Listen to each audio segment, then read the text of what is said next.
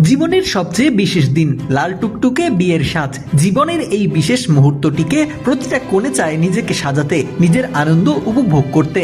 কিন্তু কিছু মানুষের কাছে নিজের আনন্দের চেয়েও অন্যের সেবার দায়িত্ব হয়ে ওঠে অনেক বড়। ভারতের কেরালায় দেখা গেল এক অনন্য ও হৃদয়স্পর্শী দৃশ্য। বিয়ের অনুষ্ঠান চলাকালেই হঠাৎ এক ক্যাটারিং কর্মী অসুস্থ হয়ে পড়েন। খবর পাওয়া মাত্রই নিজের বিয়ের মণ্ডপ আর সাজ পোশাকের কথা না ভেবে বিন্দুমাত্র দ্বিধা না করে সোজা ছুটে গেলেন ডাক্তার কোণে। নিজের বিশেষ দিনের কথা ভুলে পরম মমতায় তুলে নিলেন রোগীর দায়িত্ব। বিয়ের ভারী পোশাক পরেই শুরু করলেন সেবা।